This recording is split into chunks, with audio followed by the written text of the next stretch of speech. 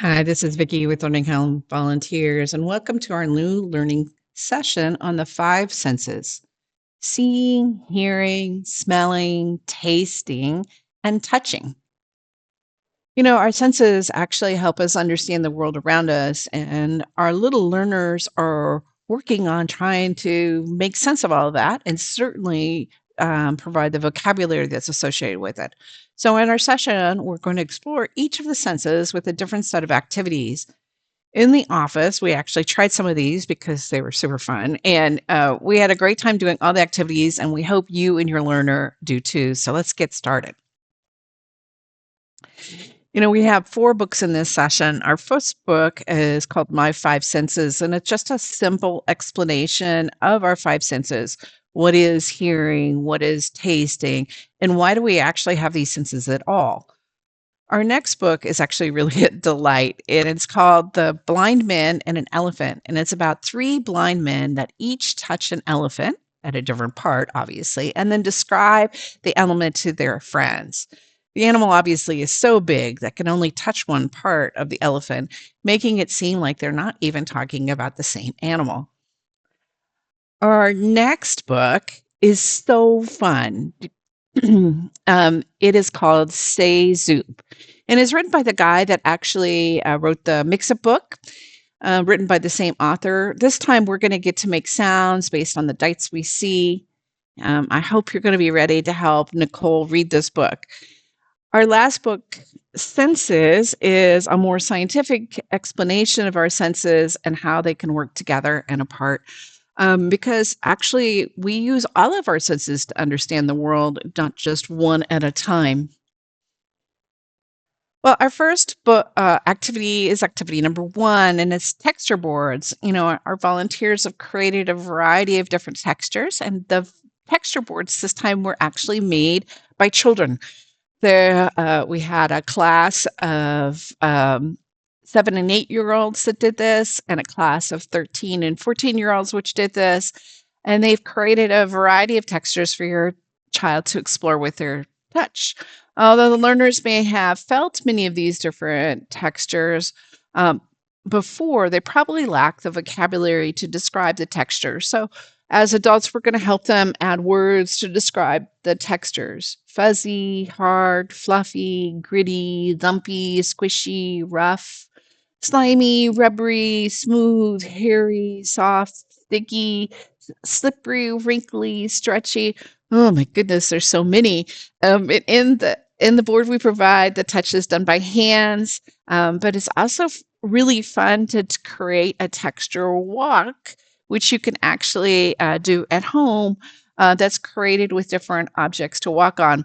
This one is done on those little plastic mats that they use to kind of keep things things, but you can do them with pieces of cardboard with different textures on them.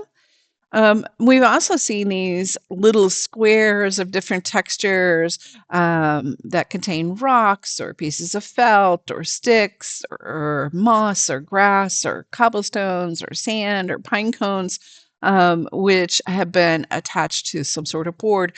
We can't wait to see what kind of texture experience that you create for your little ones, to kind of experience texture not only hands, but on their feet as well. And here's one more. This one is quite ambitious. You can see it has grass and flowers and little rocks. It must be really fun to do that. Our next activity is the mystery bag, activity number 2, and you're going to find a paper bag which you can use as a mystery bag. The idea of a mystery bag is to put objects in the bag, and with our eyes closed or blindfolded, the child has to describe the object first and then name it. Now, these objects should be things that they're familiar with, and here are some of the things that we tried here, which were familiar to us. All toys, of course. So, but you could also try fruits or different shapes and textures. Um, Whatever that you do, it will be really cool. Um, Activity number 3 is all about touch tracing, and it's a little game we play with babies and their toes. I don't know if everyone's done this with their child, but this was one of my kids' favorite things to actually try. And it's called This Little Piggy. Mhm.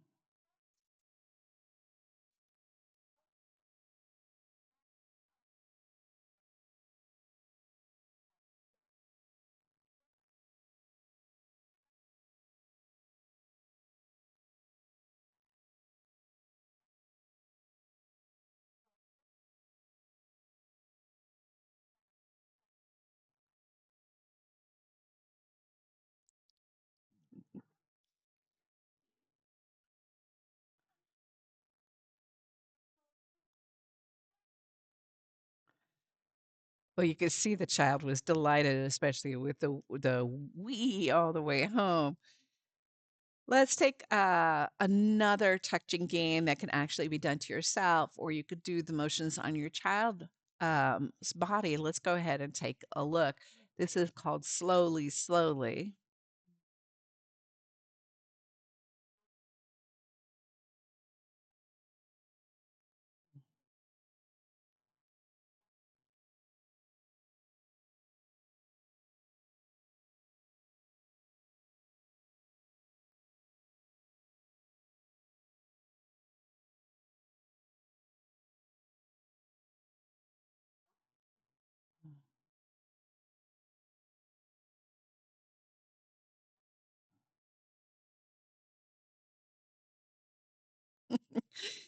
How adorable is that? So fun.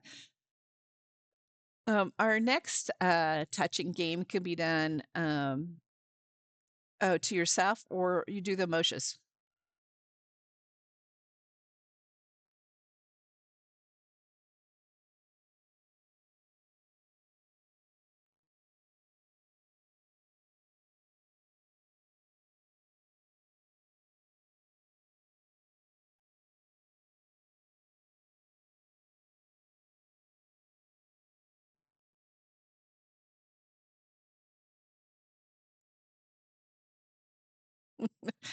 One of those, and it actually causes shivers down their back, which is really, really fun.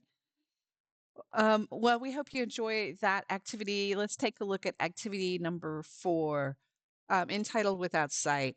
Now, the activity is in number 4. Your learner will have the eye mask on to make sure that they can't see. You may have to adjust the straps to make sure that they don't.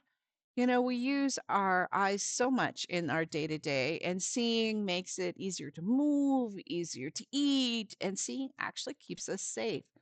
The easiest way to drive home the importance of sight is to try to do things without the gift of sight. And our first challenge is to have the child draw or write. And you can start the exercise by just, drawing a smiley face while they're able to see. Then put the mask on and have them try it again. Was it easier? Was it harder? And then getting your Unifix cubes out, we could have the child first make a tower of 5 cubes while they're able to see. Now let's try putting on the blindfold. Easier, harder? I can't wait to hear what they have to say about that. There are so many different things to try. You can try moving around with the blindfold on. You want to make sure that the child puts their hands out in front of their face. And you need to watch, obviously, so they don't actually run into a wall or chair. Slow is the right speed. We want it to be fun. So, can they find a room or a chair across the room? How easy was it to find the room or the chair? And what kinds of things got in the way? And how did they know that they were close? How about trying to eat with a blindfold on? Let's first start with maybe some finger food, an orange slice. What about using a fork or taking a drink? How about getting dressed without being able to see? Can you zip your jacket with your eyes closed? Button your shirt? What about telling about relative size? Can your learner put 3 objects in size order without seeing? Try it out. Well, that's all for this week. Um, Next week, we're going to focus on another sense. See you then.